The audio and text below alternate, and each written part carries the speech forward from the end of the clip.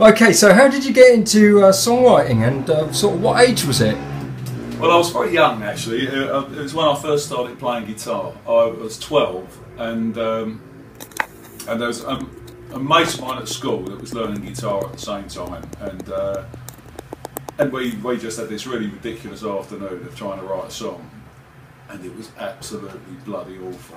But then, fortunately, I moved on a bit from that, and my first serious, attempt at writing songs was when I formed my first band, which was a band.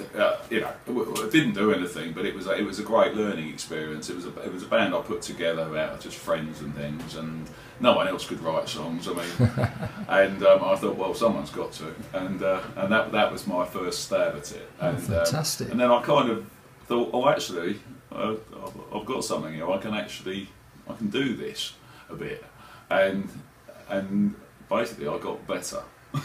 So when you started songwriting, did everyone else in the band sort of just feel like, yeah, you've really got something there? Well, I mean, I think in the early days it was a case of letting me get on with it, because none of the others could do it. Or they couldn't be asked. Oh yeah. But I always enjoyed it, and I was always fascinated by it all, and I suppose I worked hard at it, and sort of, I mean, now I like to think I'm quite good at it, but it's happened through a lot of years of working hard, and now it comes naturally, but initially it's. You hit lucky with the occasional song. You think, "Wow, God, I wrote that," but now I like to think I've got a bit more consistency going on. That sounds good. Sounds really good. So, what was the first live performance that you saw, and did that inspire you to want to be a musician yourself? Wow, just a bit. The first band I ever saw was The Who, and great band. And there's not many people that I put up on a pedestal. In fact, I think there's probably only two people that I really put up on a pedestal, and one of them is Mark Bolan, but the other is Pete Townsend.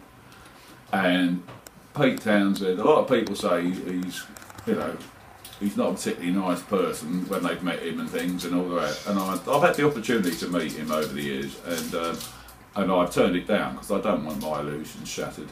I mean, the man on a stage is just phenomenal, and no one can touch him. He is dangerous. He's larger than life. He's theatrical. I don't really know what else to say about him. And yes, and he was the first guitarist I ever saw, and I thought, yes, I think I should do that for a living when I grow up. and did that inspire you to be sort of like the same on stage, like very theatrical and? Well, I mean, I think it's very important that people are larger than life on a stage. I hate with so many bands in recent years. They just look like they've fallen out of bed and they're just standing on a stage, and I mean, it makes me quite angry actually. It's like, you look at the greats, and all sorts of people, David Bowie, Little Richard. I mean, coming forward, to sort of more modern day bands, a band like the Hives or something. These people have got phenomenal presence on a stage, and it's exciting. I mean, just looking at them is exciting before they've sung or played an instrument, and that is vital to me. I mean, and I don't get all this hanging around. I mean, it's like Oasis might have kind of written some fantastic songs. Well, they did write some fantastic songs. There's no doubt about that. I mean, blimey, watching Oasis on stage. I mean, you might as well watch paint dry, and it's just as well they had some good songs, because they would have never made it otherwise. Yeah, that's right. Yeah. It's sort of like encapsulating the audience a little bit, isn't it? I just think people want to be taken out of their dreary lives, and they want to see magic. Yeah, yeah. And that's what I saw when I saw the Who, and it basically it really changed my life in a good way. Well, as we know from the album that you produced. Well, thank you very much. That's okay. No, it's great. Okay, so what sort of music did your parents listen to when you were growing up, and did you get any musical inspiration from any of that? Well, I mean, kind of, because I mean, I never had any money to buy my own records or anything, so I was kind of lumbered with the stuff that they had to listen to. Yeah. But fortunately, they both went to art school and things, so they weren't kind of. Well, I mean, they were. I don't know what's the word I'm struggling to find. Anyhow, they had some decent records and some odd records. They had some Beatles, they had Pink Floyd, they had Elton John, they had things like this, but the good stuff. Yeah, yeah. And Rolling Stones and and it kind of my dad was at the time he designed stages for bands and things like that, so he worked with a lot of bands, and so he used to get given records, from bands he was doing some stuff for and things. Wow. He never used to listen to them, and, he wasn't particularly interested, but I used to be into it, and so I used to listen to their sort of very eclectic record collection. Did any of that inspire you at all? I mean, it's not really, too bad. I've heard worse. Well, the really weird stuff. I mean, I don't know. Yes, I mean, actually, I mean, it all did, I suppose, because it's what I played all the time because I didn't have anything else. Yeah. So, yes, I am a product of Eartha Kitt. Interesting. Okay, so what music inspires and excites you now? If you have any spare time, what do you listen to? So, what sort of floats the boat now? Well, I get asked this quite a lot, and my answer, I mean, it sounds a bit pretentious, really, but it isn't pretentious in the slightest because it's true. I don't really listen to much music other than the stuff that I'm working on. Okay. I'm quite precious about trying to make sure what I do is original. Yeah. And people say I don't, for God's sake, and all the rest of it. But for me, it's quite important. And if I listen to too much stuff by other bands, you can't help but be influenced. And I don't want to be influenced. Yeah. I want to do what I do. And okay, of course you listen to it, you do hear other stuff, and occasionally you play stuff. But as a rule, I don't go home of an evening and put someone else's music on. Mm-hmm. What I do tend to do, if I'm in the car, I don't do it at home, but if I'm in the car, I listen to classical music stations because, not because I'm, again, not in a kind of pretentious way, but I like the dynamics that I'm hearing from a totally different genre of music. Right. And it's music I can listen to without it influencing what I do. But if it does influence me, it only influences me in a good way. Yeah, so it sort of influences you in a way of a musically sort of... It opens doors in my head rather than I end up, doing exactly the same arrangement on a song as some other band. Yeah, because you can't exactly sing along to a classical. You can hum it, you can hum a tune, but you can't sing along. So I suppose, in a way, that stops you from getting fed from it. It's a strange thing, but but it is very true. I mean, I really don't listen to much music by other bands or artists. Well, like I say again, it works. Well, no, I've got enough to be doing listening to my own stuff because I've always got lots of songs or ideas that I need to work through and decide if they're going to be, you know, something I continue with or something I ditch. Yeah, absolutely. You know, so I've got plenty to listen to without all that. You've got loads of songs in your library, and you. Yeah, all my spare time, I'm writing. Ah. And, yeah. That gets back to this point here. I mean, where do you get your inspiration for songwriting then? And do the songs express any of your own experiences? Oh yes. Or points of view? I mean, yes.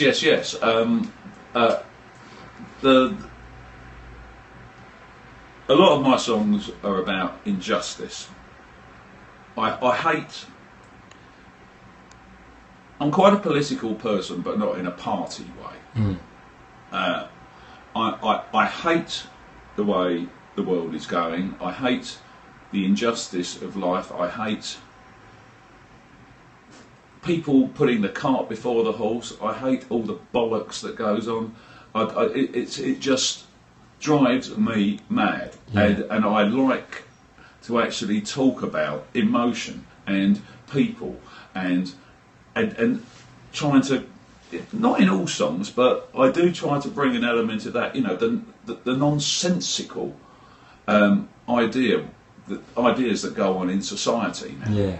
And I just wish people would just use some more common sense, and I wish people weren't so materialistic, because it's destroying the planet. And I mean, I sound like I'm some tree hugger, and I'm not saying it like that. So it's all represented from your song "Happy."